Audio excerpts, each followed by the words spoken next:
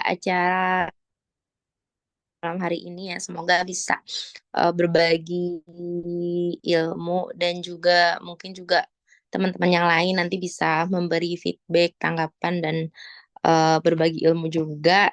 Semoga memperkaya wawasan kita semua. Saya Saidah Hoirul Nisa, bisa dipanggil Nisa, bisa dipanggil Saidah. Alhamdulillah,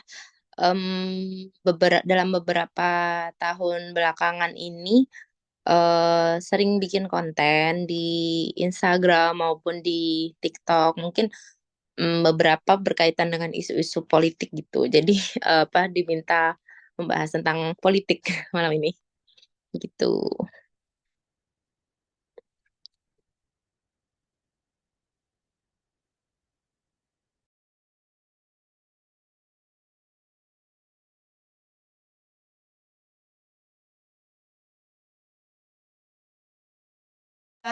Iya, kita kayaknya udah kenal semuanya ya sama Mbak Nisa ini, seorang content creator Instagram yang memang notabene Mbak Nisa ini selalu bikin konten-konten yang itu tentang politik kekinian gitu ya. Nah, di kelas ini juga kita nanti bakal bahas lebih dalam tentang Islam, politik, dan perempuan. Bagaimana sih pandangan Islam tentang politik dan tentang perempuan? Apakah benar di dalam politik ini perempuan tuh nggak boleh ikut campur? Atau gimana sih pokoknya peran perempuan dalam politik itu sendiri? Nanti insya Allah akan dibahas sama Mbak Nisa lebih dalam selama kurang lebih 1 jam ke depan ya Mbak Nisa ya.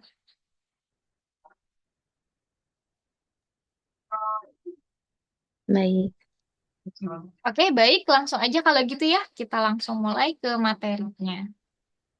baik. Apa Tadi dulu Mbak Nisa? tampil slide-nya, Mbak.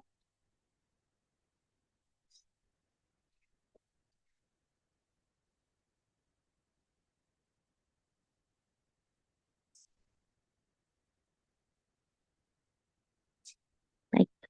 Bismillah, malam ini kita membahas tema yang mungkin agak panas juga ya di tengah kondisi perpolitikan hari ini gitu. Judulnya menarik, Melek Politik Islam, Perempuan dan Politik. Jadi politik dikaitkan dengan Islam dan perempuan gitu. Di mana kayaknya memang Islam dan politik dan perempuan itu kayak nggak sering menyatu gitu ya. Maksudnya Islam dan politik tuh sering dijauh-jauhkan gitu ya. Islam nggak usah bahas. Kalau ngomongin Islam nggak usah bahas politik, kalau ngomongin politik nggak usah bahas Islam. Dan apalagi gitu, oh perempuan gitu. Ketika mungkin kadang saya juga kalau bahas konten apa gitu, nggak selalu politik sih, apapun itu kadang ada komen, udah ngurusin dapur aja Bu, udah apa masak sana aja Bu. Kayak gitu gitu. Beberapa kali nemu komen-komen yang seperti itu gitu. Jadi memang kayaknya hal yang jauh ya, Islam, perempuan dan politik kayak nggak bisa disatukan gitu. Terus kayaknya hal yang aneh di tengah masyarakat ada muslimah ngomongin soal politik gitu, sering diejek-ejek seperti itu. Boleh next Kak.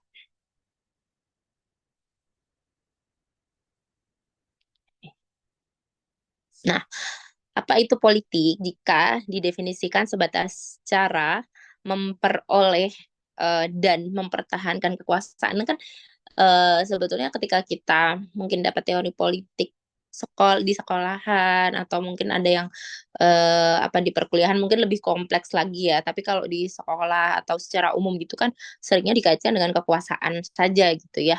Atau gimana sih memperoleh kekuasaan, mempertahankan kekuasaan kayak gitu. Next, maka Bapak ini memang ahlinya karena beliau ini berhasil ya mempertahankan meraih kekuasaan, bahkan kalau kita lihat track record sebelum jadi presiden kan luar biasa banget loh Pak Jokowi itu, dari jadi wali kota terus melesat jadi gubernur Jakarta. Dari wali kota Solo nih nggak usah jadi gubernur Jateng dulu tapi langsung jadi gubernur Jakarta, dan itu juga nggak sampai 5 tahun ya jadi gubernur Jakartanya, 2 tahun.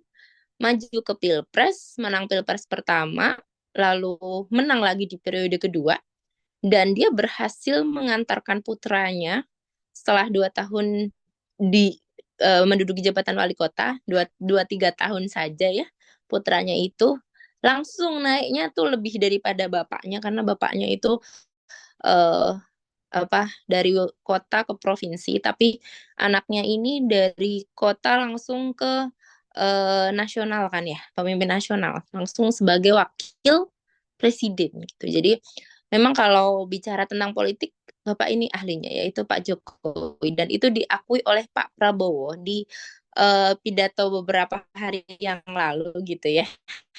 Kalau pernah teman-teman ada yang lihat gitu, Pak Prabowo bilang kalau tanya soal politik, Pak Jokowi lah ahlinya gitu. Dan memang iya. Ketika didefinisikan politik itu adalah cara gimana meraih dan mempertahankan kekuasaan. Bahkan di akhir-akhir jabatannya itu yang banyak program yang dinilai gagal ataupun dikritik, tingkat kepercayaan masyarakat, tingkat kepuasan masyarakat itu surveinya masih 75%. Itu kan tinggi banget ya. 75% katanya di survei nih ya. Walau alam surveinya itu bisa mewakili seluruh sampel, apa tuh sampelnya mau cukup mewakili atau enggak ya. Tapi dari survei itu sebagian besar masyarakat masih puas terhadap kinerja Pak Jokowi. Jadi betul-betul pinter kan ya untuk apa membuat masyarakat itu masih menaruh menaruh kepercayaan kepada beliau gitu. Next Kak. Nah, kenapa penting kita melek politik? Mungkin teman-teman pernah pernah tahu ini siapa? Ada yang tahu?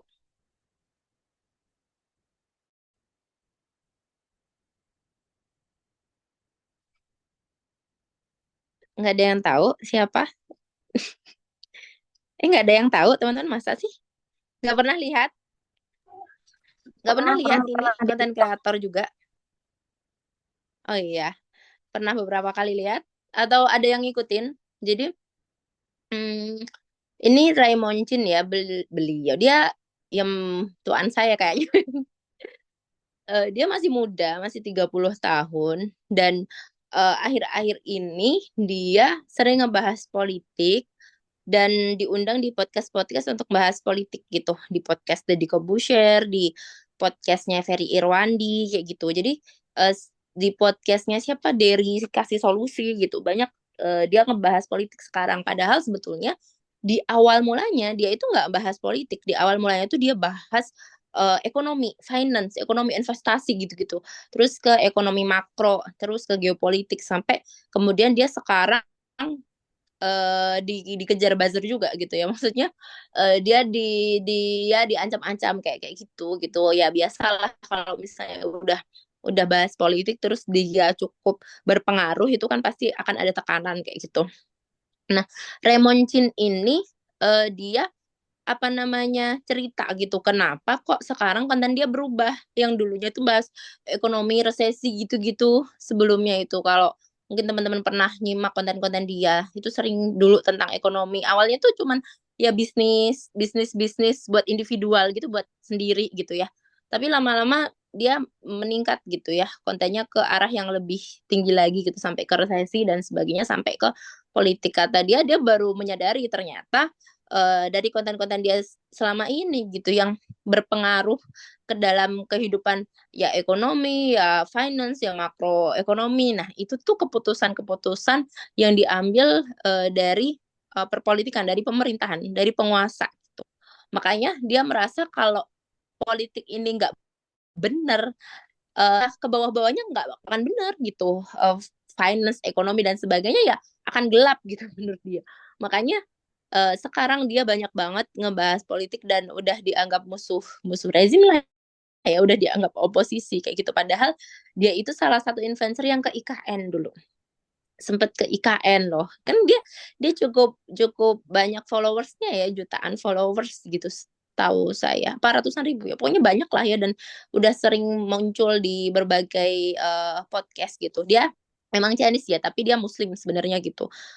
Dari ya ada apa ibunya itu Muslim gitu, jadi mungkin orang-orang nggak tahu kalau dia Muslim juga gitu. Itu personalnya ya. Tapi yang aku ingin sampaikan di sini bahwa banyak yang udah tahu bahwa ketika kita apa namanya membahas sesuatu itu ujung-ujungnya sebetulnya yang memengaruhi itu adalah keputusan-keputusan politik gitu. Jadi kalau kita nggak melek politik, nggak tahu problematika pengambilan keputusan hari ini dan bagaimana mereka yang ada di atas itu mengambil keputusan, maka ya kita akan jadi korban terus-menerus gitu. Gitu, next Kak. Nah, ini kan dia bilang turunan dari keputusan politik itu apa tadi? Ya kebijakan gitu ya, turunan dari politik memengaruhi kehidupan, turunan dari keputusan politik yang terjadi di sebuah negara gitu. Jadi semuanya dia baru sadar bahwa itu dipengaruhi politik dan dia bilang saya baru sadar di umur 30 ini sehingga konten dia berubah gitu. Jadi teman-teman yang masih muda mungkin tidak perlu telat untuk menyadari gitu ya. Karena udah banyak hal yang menyadari dan hari ini banyak juga konten kreator muda yang udah mulai bahas tentang politik apalagi kayak misalnya stand up komik ya komikus itu juga banyak banget kan yang berani untuk mengkritik bahkan konten kreator yang mengkritik dengan lagu konten kreator yang mengkritik dengan parodi kayak gitu tuh udah banyak banget dan banyak dari mereka tuh anak-anak muda gitu mungkin di bawah 30-an tahun. Nah terus Kak, gimana. tadi dia tuh apa ya? Habis kerja siapa? Dia jalan. Jadi apa sih sebenarnya definisi dari politik? Nah, kalau menurut definisi ahli politik ya, ini beliau ini ahli ilmu politik. Politik adalah seni dan ilmu untuk meraih kekuasaan secara konstitusional maupun non konstitusional ya. Non konstitusional kan bisa jadi ada yang dengan people power, dengan kudeta, dengan apa pergolakan di tengah masyarakat macam-macam lah ya. Nah itu termasuk juga dalam politik gitu. Jadi nggak cuman dengan pemilu menang pemilu, tapi yang non konstitusional itu juga termasuk ke dalam ilmu politik gitu. Jadi cara gimana untuk meraih kekuasaan itu memang apa namanya melekat dia dan kalau kata Raymond Chin tadi tuh sederhananya politik itu adalah power play. Jadi permainan untuk mendapatkan power, permainan untuk mendapatkan kekuasaan. Dan ini levelnya skala kenegaraan gitu kalau yang kita bahas sekarang ya bisa aja sebenarnya politik antar apa namanya antar individu gimana mendapatkan pengaruh di dalam keluarga, mendapatkan pengaruh di dalam kelas, mendapatkan jabatan di instansi kayak gitu. Nah, tapi itu politik individual ya. Ketika kita bahas di sini politik kenegaraan, makanya eh, nyambungnya kepada eh, pembuat kebijakan yang akan berpengaruh kepada banyak orang gitu. Itulah. Jadi satu keputusan di pemerintahan, satu cara pandang pemerintahan yang keliru itu akan berdampak besar bagi seluruh rakyat dari negara itu gitu kan. Next Kak. Nah, kalau misalnya di KBBI sendiri, simpelnya itu politik itu adalah pengetahuan mengenai ketatanegaraan atau kenegaraan, seperti tentang sistem pemerintahan, dasar pemerintahan, dan sebagainya gitu. Jadi, kalau kita cari di KBBI ya emang kayak apa ya, normatif banget ya, kayak formal banget ya. Pengetahuan aja tentang sistem kenegaraan gini-gini, atau segala urusan dan tindakan, kebijakan, siasat, dan sebagainya mengenai pemerintahan negara atau terhadap negara lain. Yang ketiga, bertindak dalam menghadapi atau menangani suatu masalah dengan kebijaksanaan gitu. Nah, itu pengertian dari KBBI sendiri. Tapi sebetulnya ya lebih mudahnya yang dipahami itu tadi ya, gimana politik itu adalah cara untuk bisa meraih kekuasaan. Kalau itu definisi yang umum hari ini dan memang politik itu tentang kekuasaan sih gitu. Next Kak. Nah, gimana kemudian politik di dalam Islam gitu ya. Sebetulnya memang politik itu erat dengan kekuasaan gitu. Siasah politik itu erat dengan hukum hukmu atau kekuasaan gitu. Tetapi kekuasaan untuk apa?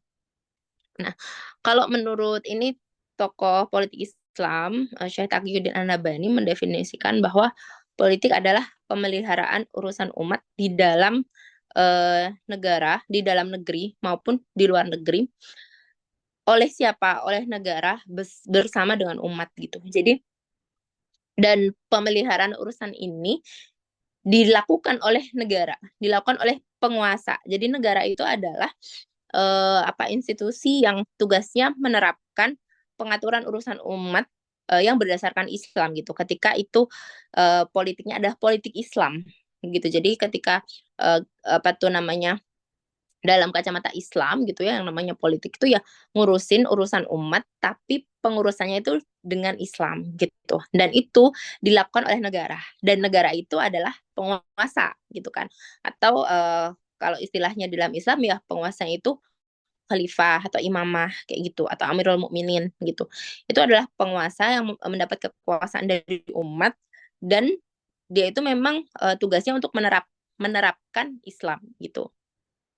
Jadi memang politik itu juga hubungannya dengan kekuasaan di dalam Islam, tetapi kekuasaan untuk menerapkan Islam tadi ya, untuk memelihara urusan umat dengan Islam. Nah, di sini dikatakan dilakukan oleh negara dan dilakukan oleh umat juga gitu. Nah, apa apa fungsi atau apa posisi umat di sini? Kalau negara tadi posisinya adalah menerapkan Islam, sementara adalah fungsinya untuk memuhasabahi negara. Jadi politik Islam itu dilakukan oleh negara dan beserta umat gitu. Bukan cuma negara aja, tapi umat juga melakukan koreksi, umat juga melakukan muhasabah kepada penguasa, umat juga melakukan pengawasan apa yang dilakukan oleh penguasa. Jadi dua arah gitu, bukan cuman oh negara nerapin kekuasaannya terus sesuka dia tanpa ada feedback, tanpa ada kontrol dari umat gitu. Padahal umat itu juga pelaku politik gitu. Jadi bukan cuma negara. Next, Kak. Nah, kalau kita lihat lebih mendasar lagi sebetulnya, kalau misalnya kita ngecek ya di kamus-kamus itu politik itu kan bahasa Arabnya itu siasah ya. Nah, siasah itu dari kata sasa ya susu atau mengurus gitu. Kalau kita ini aku ambil dari kamus Al-Ma'ani ya. Nah, kita bisa merujuk ke sebuah hadis di mana di situ ada kata tasusuh. Tasusuhum itu dari apa asal katanya sasa, kemudian fiil mudhari'nya ya susuh. Nah, di sini dikatakan karena Banu Israel tasusuhum al-anbiya'u. Jadi Bani Israel itu mengurusi mereka, memelihara mereka itu nabi-nabi gitu. Tapi setelah Rasulullah wafat gitu, dulu Bani Israel itu tuh diurusi oleh nabi-nabi. Setiap kali nabi meninggal maka digantikan oleh nabi yang baru, khalafahu nabi gitu ya. Ketika ada nabi yang wafat kemudian digantikan nabi seorang nabi wa inahu la nabi dan sesungguhnya tidak ada nabi setelahku, nggak akan ada nabi setelah Rasulullah, tetapi wasayakuna ba'di setelahku itu akan ada khulafa fayak surunah dan jumlahnya itu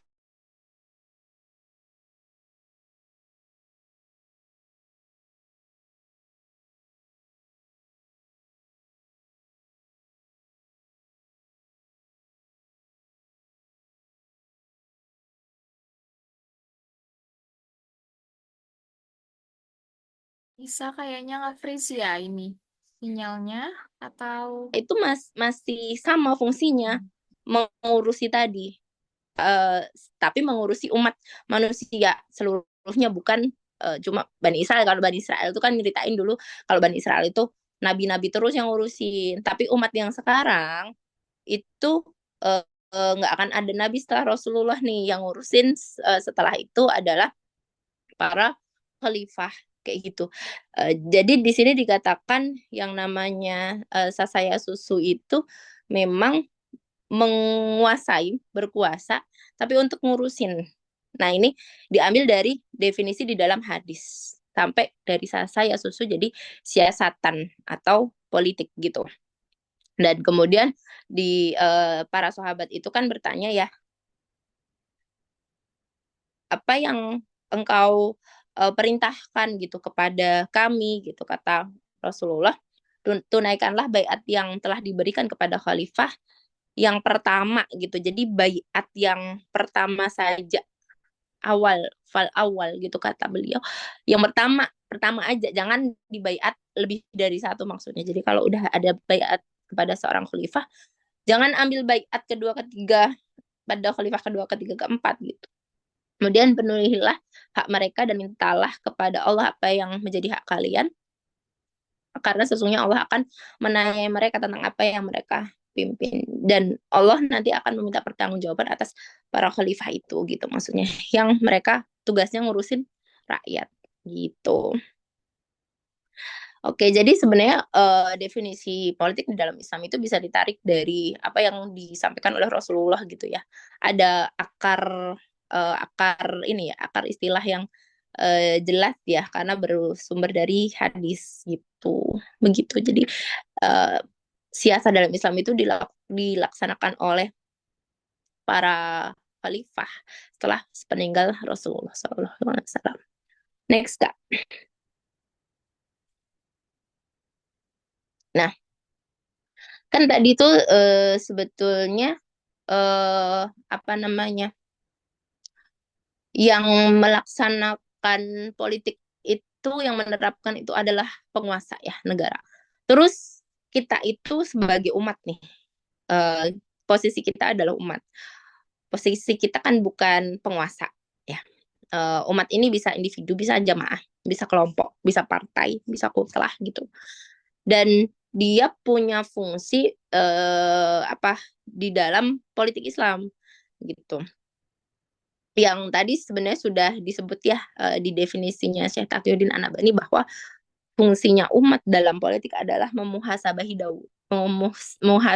negara gitu, melakukan kontrol dan koreksi kepada negara. Nah, ini ditopang oleh hadis ya, bahwa jihad yang paling utama, afdolul jihad nih, jihad yang utama adalah mengatakan kebenaran di hadapan penguasa yang zolim gitu.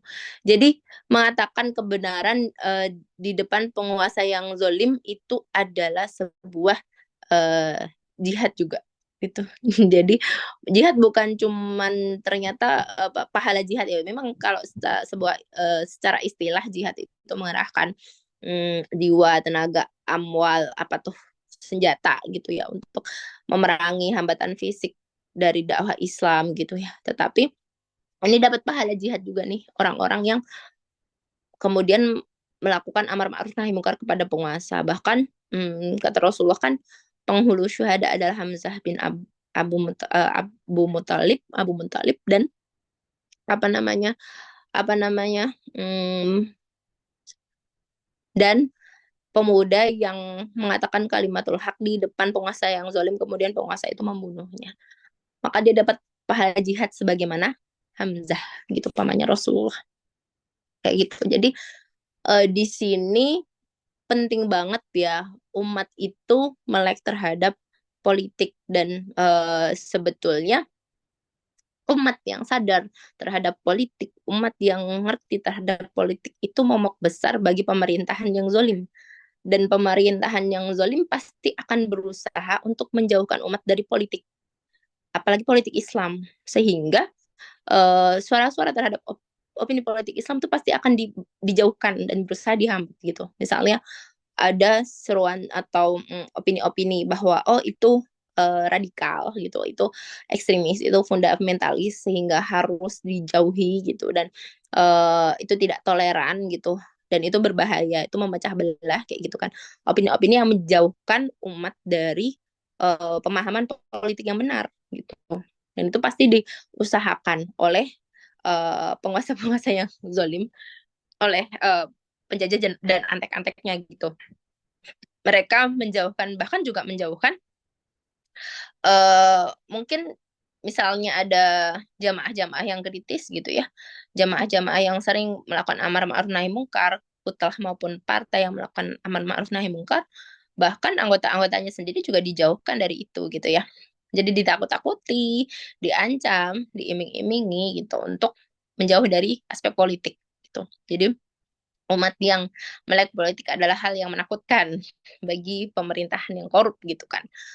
Karena eh, mereka tidak bisa berbuat sesuka hati gitu kalau dapat koreksi terus kan, dapat kritik terus gitu. Sementara umat yang bodoh tidak memahami politik gitu, ya senang gitu kan penguasa yang zalim itu, maka mereka akan melakukan segala hal dengan tanpa hambatan gitu ya, karena tanpa kontrol gitu. Nah, misalnya apa yang kemudian dilakukan dengan pengesahan undang-undang IKN yang dikebut gitu ya, itu kan dengan analisis yang mentah gitu. Mungkin pakar-pakar juga banyak banget yang menolak, tapi dikebut itu kan dalam beberapa hari, dalam beberapa bulan saja, lalu dengan cepat itu disahkan, ya kan? Ah, dengan kondisi perekonomian COVID, kena COVID gitu, ekonomi jeblok gitu, butuh modal yang banyak untuk membangun ibu kota baru, sampai hari ini itu belum jadi gitu kan. Hampir dibilang proyek mangkrak tapi katanya udah jadi kok gitu. Tapi belum pindah-pindah juga kan ya. Nah, kayak gitu. Ketika ditanya gitu kan, presiden menjawab, "Nah, ini kan proyek yang sudah disetujui seluruh rakyat Indonesia." Gitu. Jadi ya sebenarnya karena banyak rakyat yang nggak melek, banyak mungkin sebenarnya banyak juga ya yang kontra waktu itu gitu. Tapi kan pergerakan waktu itu nggak gede-gede banget ya, nggak semasif mungkin ada demo besar-besaran atau apa gitu, karena terus cepet banget tuh disahinya. Jadi akhirnya presiden bisa ngomong kalau IKN ini kan disetujui seluruh rakyat gitu, padahal kayak kita ngerasa siapa yang setuju kan, karena masyarakat ini apa namanya dianggap tidak melek politik ya. Jadi banyak yang diam dan dianggap itu menyetujui gitu karena udah disetujui oleh sebagian besar wakil rakyat. Nah, wakil rakyat ini kan mewakili keinginan rakyat katanya, tapi kan belum tentu juga wakil rakyatnya nanya ke rakyat ya. Yang dia wakili gimana nih tentang IKN, belum ada jajak pendapat, belum ada tanya, atau ya harusnya itu kan melibatkan ahli kalau kayak gitu ya. Hal-hal yang seperti itu nggak bisa dengan keputusan-keputusan voting ya, kayak misalnya food estate kan yang terbaru kan gagal kan, yang di Kalimantan itu emang dinyatakan gagal, tanahnya kurang subur lah, kenapa nggak nanya gitu, kenapa nggak nanya ahlinya gitu, kenapa sembarangan kayak gitu. Nah ini kan ketika kita itu nggak melek politik ya, padahal mereka itu melakukan ini semua itu pasti ada dana APBN yang dipakai, dan dana APBN itu uang rakyat yang dikumpulkan rakyat dengan susah payah gitu kan. Kan semua orang kena pajak, karyawan gitu ya, kerja pagi malam lembur dan sebagainya kan kena potong pajak tuh. Ya kerja keras keringat masyarakat loh itu. APBN itu dikumpulkan, tapi dengan seenaknya aja mereka bikin proyek habis berapa miliar, habis berapa triliun, terus kayak mana gagal gitu. Pertanggungjawabannya di mana kayak gitu. Nah, itu kan peran umat gitu. Kalau umat itu merasa bahwa itu nggak penting lah itu, ya udahlah, udah terbaik sepanjang masa gitu. Nggak usah kita protes, nah itu membawa kebaikan pasti yang terbaik gitu misalnya. Ya udah lancar aja, bagi-bagi proyek juga lancar-lancar aja gitu, bagi-bagi proyek kan. Food estate-nya pindah ke Merauke kan, ke mana tuh, Papua, itu berapa juta hektar itu kan yang ngejalanin itu pengusaha-pengusaha besar Indonesia itu kan, buat proyek juga gitu. Nah itu ya udah, kita tuh dapat apa rakyat ini, nah itu masyarakat ada tergusur gitu, hutan dibabat gitu kan. Orang hutan nggak punya rumah gitu, sampai menzolimnya tuh sampai ke hewan-hewan gitu kan, nggak cuman zolim kepada manusia ya, tapi sampai kepada hewan dan tumbuhan dan alam gitu kan. Itu subhanallah, luar biasa ya pengerusakannya gitu. Dan ketika sebenarnya kita ngebahas politik Islam ya, dan definisinya tadi adalah pengaturan urusan umat dengan Islam, maka kita itu tidak terbatas bahwa kita bahas politik itu cuman bahas siapa yang akan mau berkuasa gitu, atau bagaimana meraih kekuasaan, tapi bagaimana urusan-urusan kita itu bisa diatur dengan Islam. gitu. Jadi ketika kita ya melek politik dengan kacamata Islam ya kita bisa harusnya membedah urusan-urusan umat, kemaslahatan-kemaslahatan umat yang seharusnya itu diatur dengan Islam dan kita jelaskan ke masyarakat gitu. Jadi nggak cuma bilang kalau oh Islam itu punya sistem politik loh gitu. Oh Islam itu ini loh sistem politik Islam itu ini intinya ini gitu. Nggak bisa kayak gitu aja gitu. Mungkin akan mempan mental. Tapi jelaskan bahwa sebetulnya Islam itu bisa menjamin apa kemaslahatan mereka sebagai umat gitu. Sebagai umat tuh bukan cuman masalah material ya, tapi kemaslahatan kita sebagai sebagai umat Islam gitu, sebagai hamba Allah gitu. Yang kita misalnya gini, kita butuh tanah, butuh ruang hidup untuk beribadah, untuk tempat tinggal, untuk mengayomi keluarga, untuk memberi nafkah keluarga itu adalah ibadah gitu. Kita butuh pendidikan untuk melaksanakan kewajiban kita thalabul ilmi kayak gitu. Kita butuh pelayanan kesehatan agar kita bisa beraktivitas dan beramal solih gitu ya. Jadi kemaslahatan umat tuh maksudnya bukan cuma dalam arti kesejahteraan material ya, tapi memang kepentingan-kepentingan kita sebagai umat Islam gitu. Yang itu harus dijelaskan dari sudut pandang Islam gitu, nggak cuman kita bilang bahwa apa Islam itu punya sistem politik loh. Islam itu mencakup mencakup politik juga gitu. Jadi nggak cuma sebatas itu, tapi kita sendiri harus punya gambaran terkait sistem Islam bagaimana menyelesaikan problematika umat gitu. Bagaimana Islam menyelesaikan problem lingkungan, bagaimana Islam menyelesaikan apa pemanasan global gitu. Bagaimana Islam mengurus ekonomi makro, mengurus pergaulan hari ini yang sangat jauh dari apa moral gitu ya. Itu gimana Islam menyelesaikan problem-problem ini gitu. Itu yang harus dijelaskan kepada masyarakat supaya masyarakat itu melek politik, supaya masyarakat tuh sadar ya apa namanya selama ini hak-hak mereka itu nggak dipenuhi loh, hak-hak mereka sebagai umat Islam itu diabaikan loh gitu, sebagai manusia pun diabaikan gitu kan, kayak ini kan IKN dan sebagainya kan ruang hidup dirampas ya. Banyak banget proyek strategis nasional yang merampas ruang hidup kayak misalnya di Rempang Galang itu penolakan masih kenceng gitu ya. Itu PSN juga proyek strategis nasional. Terus yang paling deket dengan Jakarta itu ada di PIK dan BSD ya. PIK kan sampai PIK apa Pantai Indah Kapuk itu sampai rame banget juga. Itu ada tembok pemisah antara kampung dan PIK. Jadi PIK itu kan kawasan elit banget banget banget ya, kayak kamu masuk aja tuh nggak bisa cuman senyumin satpam gitu, mari Pak masuk gitu jadi tamu, nggak bisa, mau ketemu siapa gitu kan, udah harus ada konfirmasi dari yang di dalam gitu. Jadi kayak bener-bener private banget gitu, harus dijaga aman banget karena waktu orang-orang VVIP ya, very very apa important. Orang yang sangat-sangat apa namanya penting banget, orang-orang kaya raya yang bukan cuma membeli tanah dan rumah ya, memang membeli privasi dan apa pelayanan itu gitu. Jadi benar-benar dipisahkan antara PIK itu dan kampung masyarakat gitu untuk kenyamanan warga PIK gitu. Nah, itu lama-lama rakyat warganya yang awalnya protes, warga kampung asli ya lama-lama ya yain aja gitu kan, lama-lama suaranya juga meredup, apalagi kalau nggak ada yang advokasi gitu ya, nggak ada yang ngawal isunya gitu kayak gitu. Sampai mana tadi? Nah, jadi itulah politik ya, bukan cuman kita bilang bahwa Islam itu punya aturan politik gitu, tapi kita harus bisa menjelaskan penyelesaian Islam dalam urusan-urusan umat gitu. Kemudian peran umat juga kalau di dalam politik Islam sendiri juga adalah memilih dan membayar khalifah gitu ya. Jadi prinsipnya adalah kedaulatan di tangan syara, di tangan apa namanya pembuat hukum Allah gitu. Dan asyari ya, kedaulatan di tangan asyari dan kekuasaan di tangan umat. Kekuasaan itu yang berkuasa siapa, itu umat yang memutuskan gitu. Jadi seharusnya ya khalifah itu dipilih oleh umat juga dan dibayat oleh umat tuh.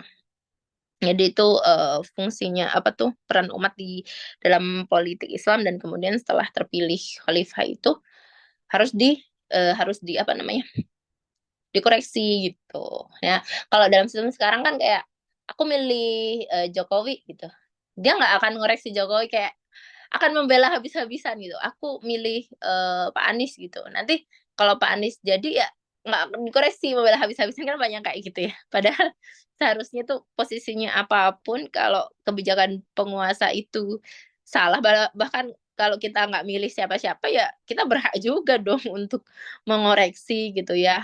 Kita berhak juga untuk apa tuh amar ma'ruf nahi mungkar, dan bukan cuma berhak tapi wajib gitu, karena mereka adalah penguasa, dan apa kita adalah apa namanya umat yang dibebani tugas untuk amar ma'ruf nahi mungkar kepada salah satunya kepada penguasa kayak gitu gitu. Jadi seharusnya ya koreksi itu terus berjalan gitu. Tapi kalau di sistem demokrasi sekarang kayak kayak cuma terbelah jadi dua ya, koalisi pemerintahan dan oposisi gitu ya. Dan sekarang koalisi pemerintahnya gede banget, yang kemarin oposisi diajakin semua gitu kan. Jadi kalau lucunya kan kalau sekarang, oh kemarin itu mencela-cela program, besok besok gabung koalisi jadi nggak mencela lagi. Jadi cuma terbatas kayak gitu gitu. Padahal kalau dalam Islam itu sebetulnya nggak, teorinya nggak koalisi oposisi kayak gitu gitu. Jadi ya ketika ada kekeliruan dari penguasa ya harus dikoreksi gitu ya. Ketika itu benar ya harus didukung gitu. Nggak terus terbatas tuh kalau misalnya dia oposisi apapun itu akan dikritik, pemerintah itu akan dikritik baik buruknya gitu. Kalau dia koalisi pemerintah, baik buruknya akan dibela mati-matian gitu. Jadi cuma tergantung posisinya dia, tidak tidak fokus terhadap kebijakannya. Itu kan yang terjadi sekarang kan ya. Kayak gitulah gitu. Next Kak. Nah, jika kita abai terhadap politik, apa yang akan terjadi? Tadi ya, umat itu kedudukannya kan amar ma'ruf nahi mungkar kepada penguasa ya. Ada satu hadis dari Rasulullah ya, demi zat yang diriku ada dalam genggaman kekuasaannya, sungguh hendaklah kalian memerintahkan yang ma'ruf dan melarang yang mungkar, atau sungguh Allah akan mempercepat kiriman siksaan terhadap kalian, kemudian kalian memohon kepadanya, maka tidak diijabah bagi kalian. Gitu. Jadi kalau kita pun berdoa nggak diterima gitu, ketika kita udah cuek juga, nggak mau amar ma'ruf nahi mungkar juga, sampai kalau azab itu misalnya nih, aduh pemerintah ugal-ugalan tuh membabat hutan gitu ya, terus banjir gitu ya. Kalau kita nggak amar ma'ruf nahi mungkar, ya doa-doa kita jadi nggak didengar juga gitu. Misalnya kayak gitu. Dan kalau abai terhadap politik ya tadi kita akan terus-menerus diperas dan kita tidak sadar gitu kan. Kadang orang tuh lucu ya, maksudnya apa program gagal gitu tetap didukung gitu, padahal itu pakai duit dia gitu.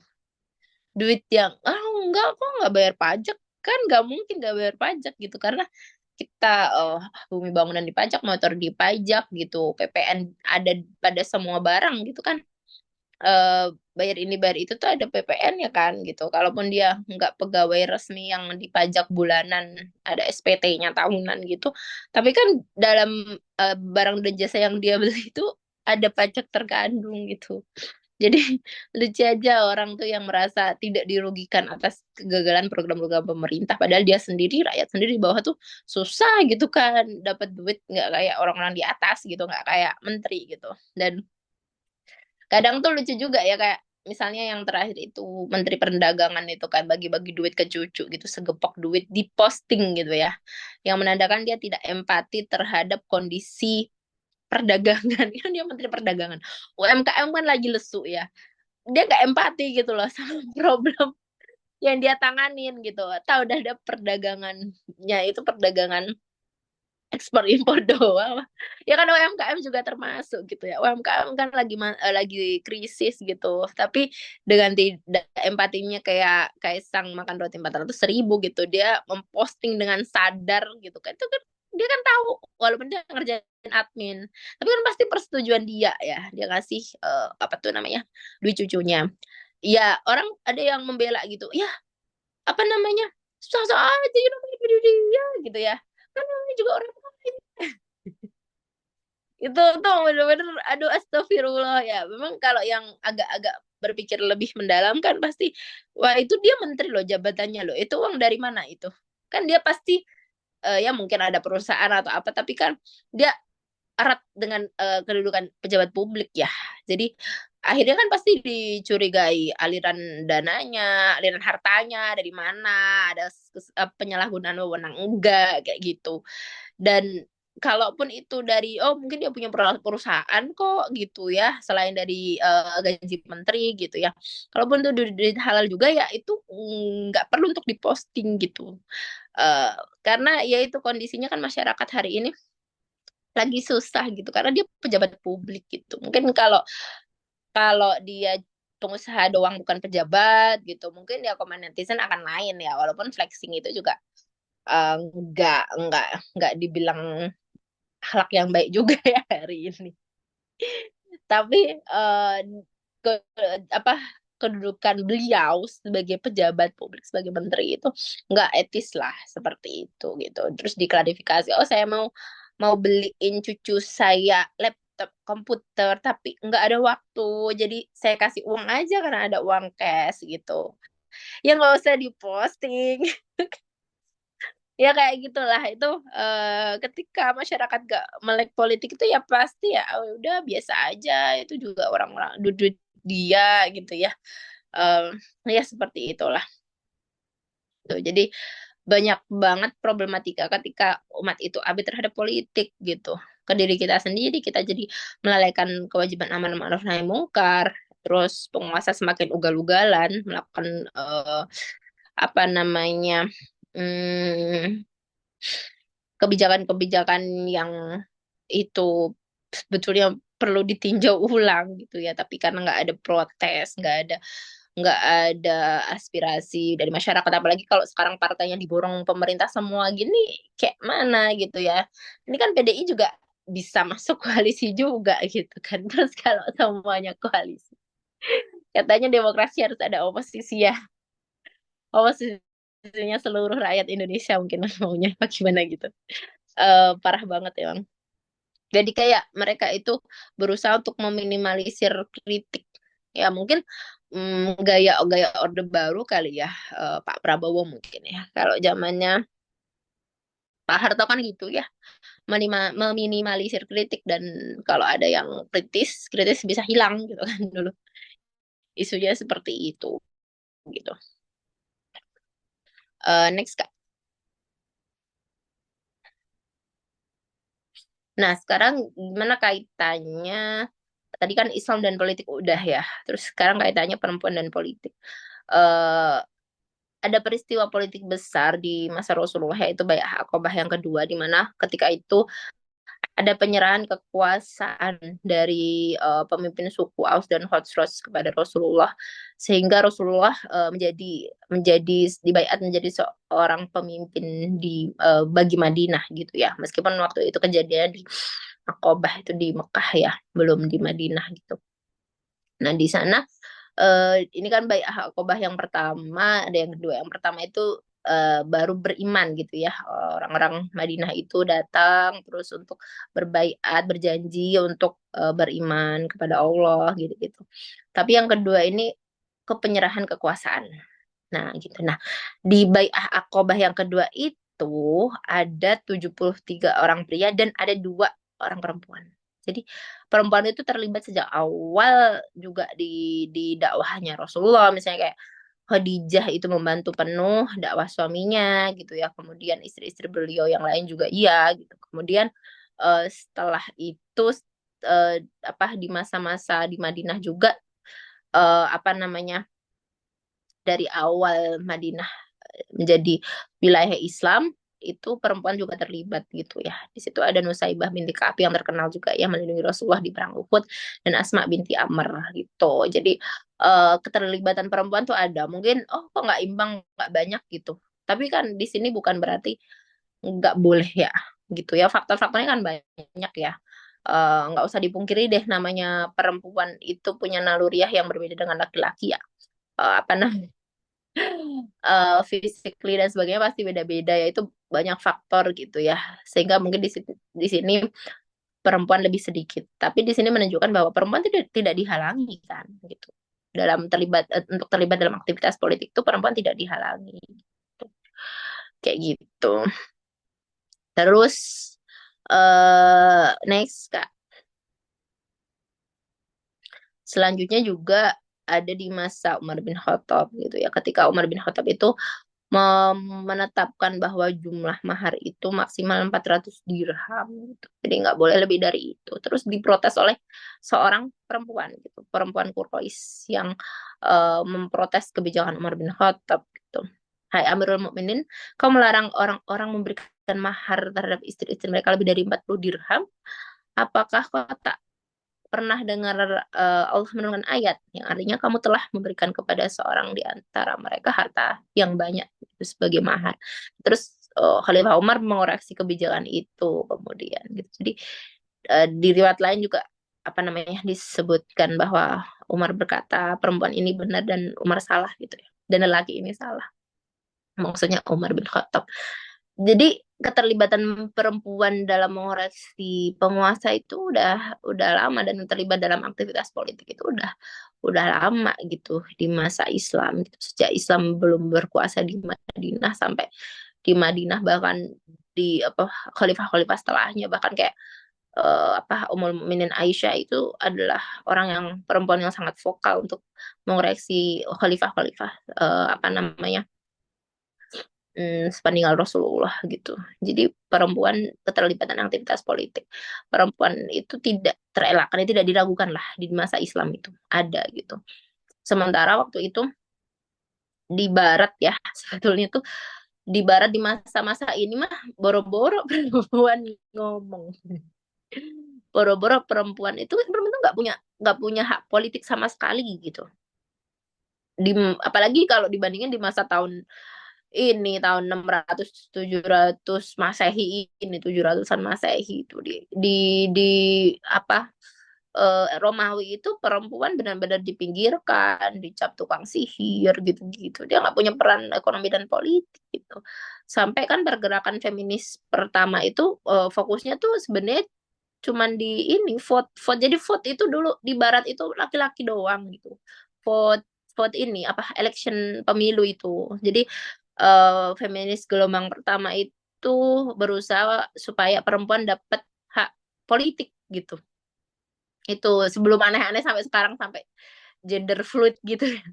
Kan perkembangannya feminis tuh awal-awal tuh kesetaraan perempuan dan itu udah apa tuh emansipasi perempuan dalam hal politik ekonomi yang seperti itu mah Islam udah terlebih dulu gitu udah apa mengawali gitu meskipun memang dalam Islam perempuan kan dalam Islam nggak boleh jadi kepala negara ya memang nggak boleh jadi ini apa namanya pejabat pemerintahan di bidang penguasaan gitu jadi penguasa gitu ya apa namanya khalifah, muawin, wali atau gubernur gitu-gitu.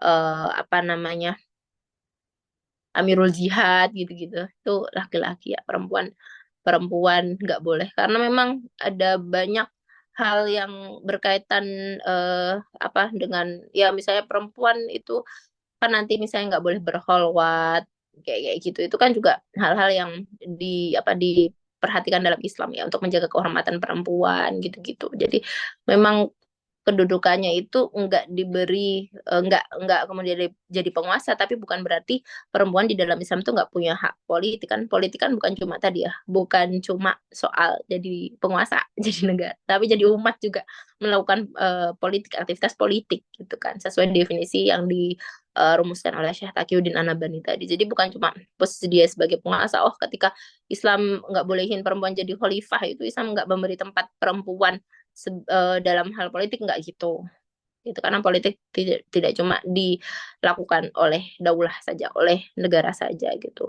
dan peran-peran perempuan yang utama itu kan memang umun warobatul baja umun sebagai ibu gitu coba kalau ibu harus jadi panglima perang gitu kan kayak mana gitu ya ya Islam tuh mendudukkannya tuh sesuai fitrahnya kan ya sebagai seorang ibu sebagai seorang yang punya naluri-naluri perempuan dan keibuan gitu ya mungkin ini akan dibilang seks dan misoginis oleh para feminis gitu ya tapi Coba aja feminis itu teriak-teriak aja kalau ketika ada mm, pengiriman pasukan TNI ke Papua gitu. Protes aja. Kenapa nggak setengah perempuan setengah laki-laki gitu? Kenapa nggak diprotes gitu? Yang dikirim kan pasti kebanyakan laki-laki kan. Protes dong. Kenapa nggak tentara wanita juga aja dikirim suruh ngadepin OPM gitu?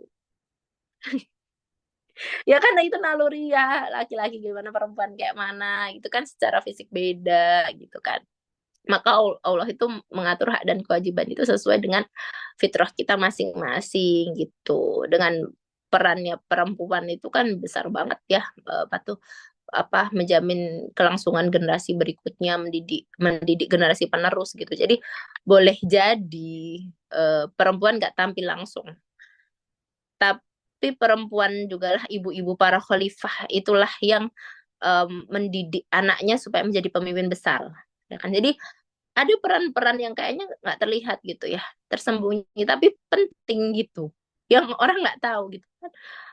Di depan ini maksudnya di muka publik nggak tahu, tapi di belakang itu istri-istri para khalifah, istri ibu-ibu para khalifah itu punya apa namanya posisi besar untuk menjamin kelangsungan apa apa penerapan Islam. Misalnya kayak gini, tahu Al-Khonsa ya, dia kan sahabiah yang punya 4 anak, yang 4 anak itu didorong untuk syahid. Ya, dia dia sendiri nggak jihad, posisinya sebagai perempuan itu nggak jihad kan, nggak wajib untuk perempuan ya meskipun boleh. Tapi di balik sosok mujahid-mujahid itu ada perempuan hebat ini gitu. Jadi apa Islam tuh mendudukkan tuh bukan berat apa tuh mendudukkan ini perempuan di sini laki-laki di sini tuh mengecilkan peran perempuan enggak. Tapi perempuan itu tetap punya peran besar dalam apa namanya peradaban ini gitu. Tapi porsinya kan disesuaikan dengan fitrahnya dia gitu ya. Begitulah. Kalau tentang orang di dalam Islam aja nggak boleh kok perempuan jadi penguasa gitu ya. Kalau sekarang kan wah kayak Jawa Timur itu calonnya perempuan semua itu. Apa gubernurnya perempuan semua. Nah, itu yang apa tuh terlihat bagus, padahal Jawa Timur itu kan kota apa ya provinsi dengan banyak sekali pesantren gitu. Nggak tahu ini kajiannya kayak mana gitu ya. Udah kajian-kajian perpolitikannya udah mengadopsi Barat memang, nggak merujuk ke kitab ulama lagi gitu kan.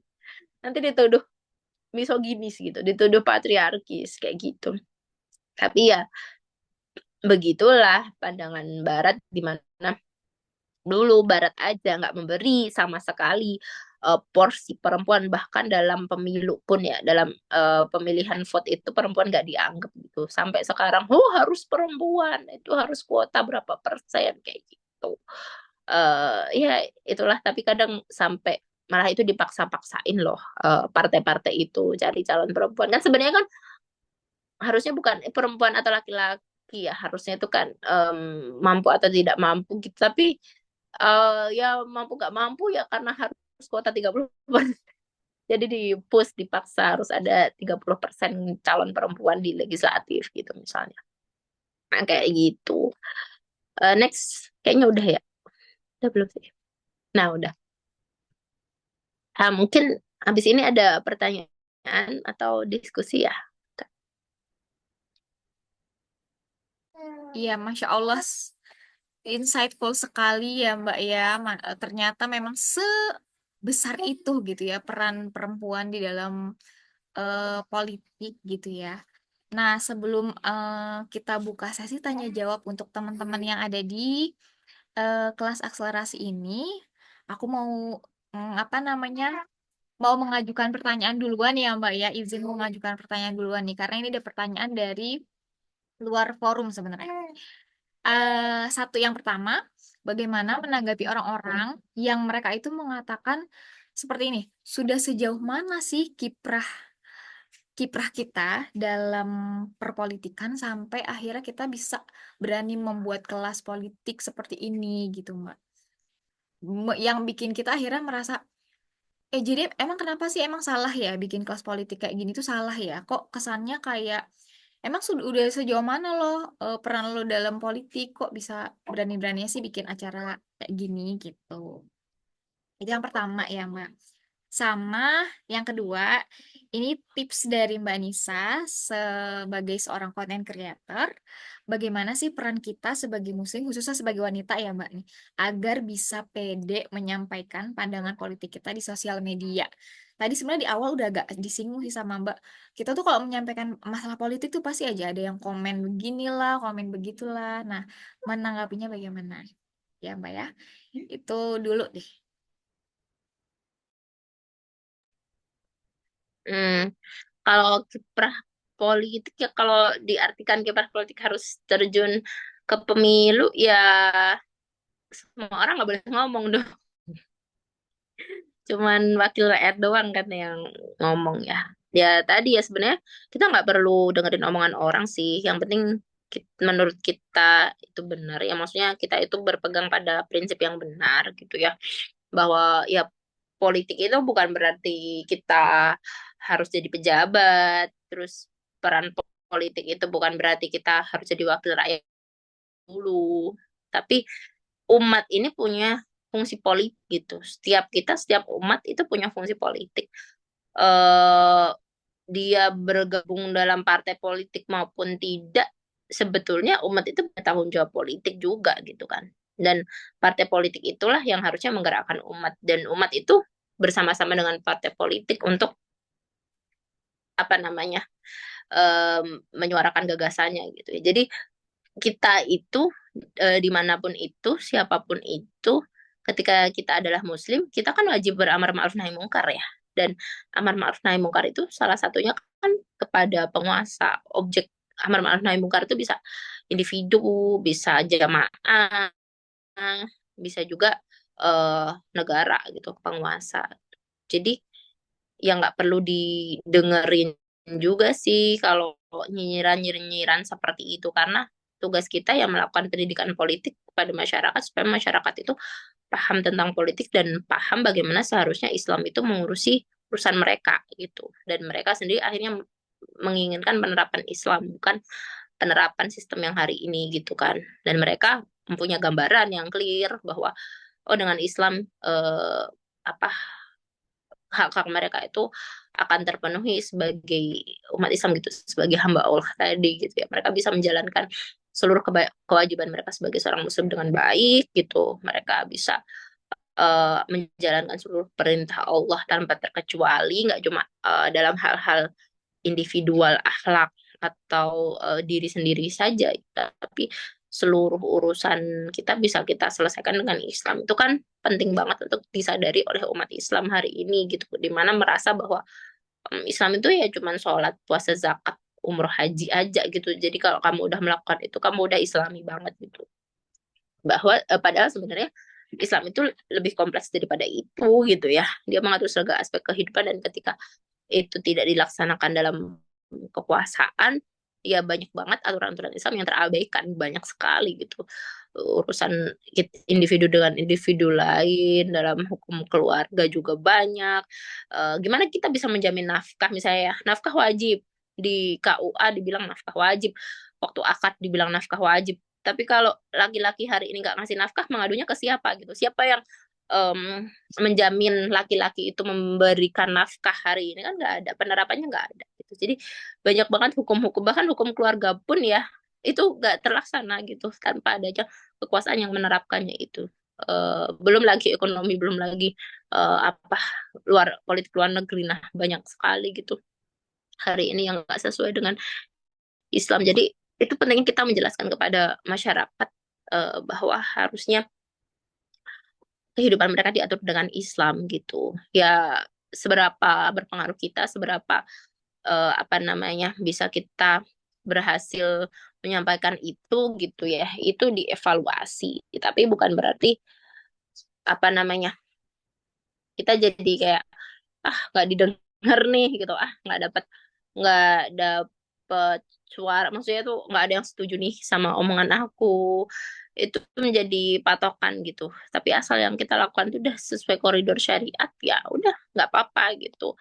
eh walaupun tetap kita evaluasi apa yang orang tuh nggak bisa paham ya kok menolak sih, jangan-jangan aku nggak bisa menyampaikan dengan benar, itu perlu kita evaluasi, tapi jangan sampai kita berhenti aja gitu. Nggak ada yang mau peduli nih, nggak ada yang paham nih sama omonganku. Ya, kita evaluasi aja dengan kita pakai bahasanya, bahasa yang ada di apa pelajaran waktu kita belajar gitu ya, misalnya di kitab pakai bahasa kitab gitu ya, kok jelasin ke orang yang nggak baca kitab gitu kan nggak ngerti gitu. Jadi kita tetap evaluasi diri tapi jangan terus berhenti gitu. Terus yang kedua apa tadi, tips-tips ya, PD gimana ya, ya pasti akan dapat, suatu saat tuh pasti akan dapat kayak gitu komentar-komentar buzzer, dikepung buzzer gitu-gitu, kalau kalau kemudian viral dan ada pengaruh gitu. Tapi ya udah nggak apa-apa, itu fase-fase yang harus dilewati sih memang. Ya sesungguhnya buzzer-buzzer itu cuma di mentot, nggak akan ada yang gerbek rumah kita, nggak ada tukang, ya betul, bakso lewat jualan bakso sih sejauh ini nggak nggak bawa tahu deh gitu. Aku sih ya udahlah, alhamdulillah masih selamat hingga hari ini gitu ya.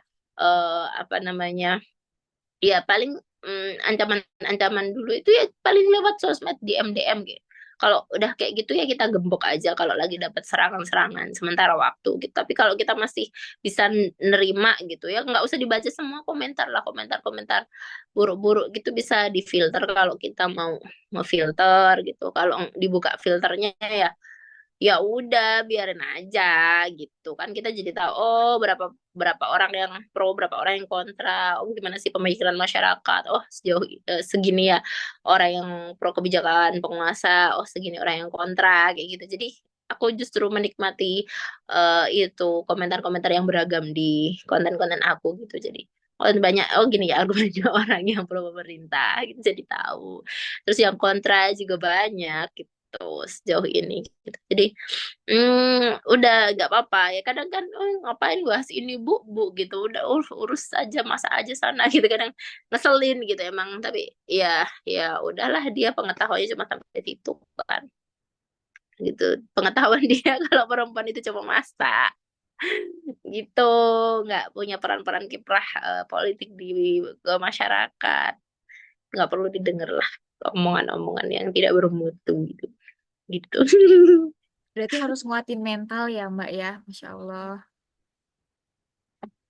Iya, Bismillah lah ya. Ya, emang harus berani sih. Nggak apa-apa kok. Ya memang apalagi kayaknya jarang ya perempuan juga yang apa apa bikin konten-konten Islami yang politik itu kan memang mungkin ya tadi ya apa agak-agak khawatir gitu. Tapi dicoba aja, nggak apa-apa kok. Oke, Emang makasih harus Mbak trial and error. tipsnya. Dari teman-teman yang lain, mungkin ada yang mau mengajukan pertanyaan nih, mumpung kita masih ada waktu ngobrol sama Mbak Nisa sampai jam 9. Insya Allah masih ada beberapa menit lagi ya Mbak ya.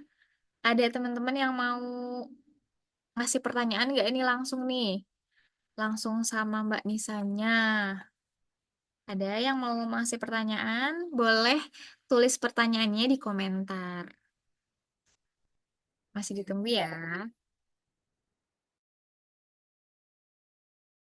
Atau buat teman-teman yang mungkin mau langsung apa namanya, nggak mau nulis, langsung pengen nanya, boleh buka mic-nya juga sama buka kameranya nggak apa-apa. Ayo, masih ditunggu ya teman-teman.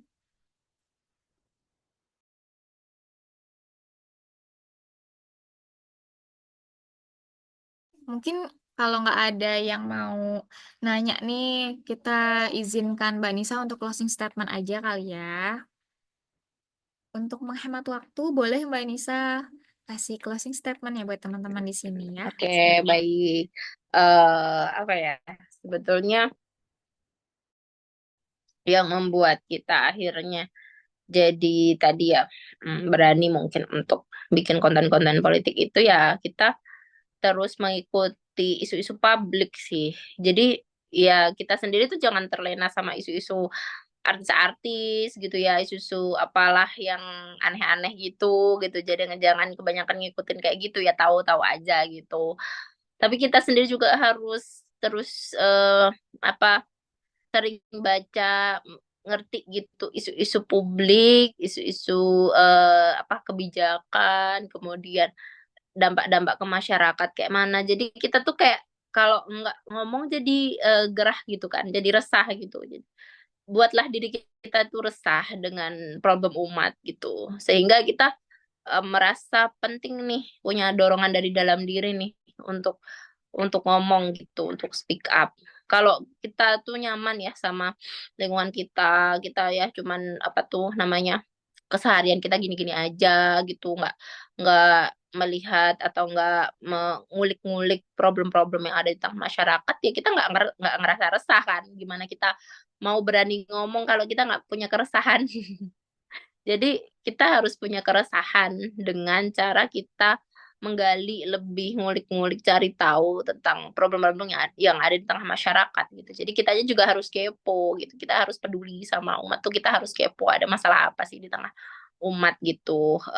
Tidak merasa baik-baik saja gitu ya. Sehingga ya terbatas pada pada apa bikin opini-opini yang isu-isunya itu isu-isu pribadi gitu ya. Isu-isu ya itu nggak salah juga ya kalau tentang hal-hal yang berkaitan dengan amal-amalan pribadi, itu nggak salah, tapi kan itu udah banyak yang lainnya kan ya. Maksudku eh, motivator hijrah itu banyak, motivator baju syar'i mungkin juga udah banyak gitu ya. Tapi mengajak umat untuk melek pada isu publik itu kan hal yang jarang dilakukan gitu. Jadi harusnya lebih banyak juga yang melakukan itu. Gitu. Mungkin itu. Terima kasih atas kesempatannya, teman-teman. Maaf kalau ada salah dan hilaf ya. Wassalamualaikum warahmatullahi wabarakatuh. Waalaikumsalam warahmatullahi wabarakatuh. Terima kasih Mbak Nisa sudah sharing di sini tentang melek politik, bagaimana itu perempuan, Islam, dan politik. eh Terima kasih juga buat teman-teman yang sudah join di kelas akselerasi. Kita tutup kelas malam ini dengan membaca istighfar 3 kali. Astagfirullahaladzim, astagfirullahaladzim, astagfirullahaladzim. Subhanaka Allahumma bihamdika asyhadu an la ilaha illa anta astaghfiruka wa atubu ilaik. Alhamdulillahirabbil alamin. Wassalamualaikum warahmatullahi wabarakatuh. Terima kasih teman-teman. Waalaikumsalam warahmatullahi Waalaikumsalam wabarakatuh. warahmatullahi wabarakatuh. Selamat ya. Nah, Assalamualaikum. Jazakallah ketemu lagi di khair. kesempatan lain. Iya.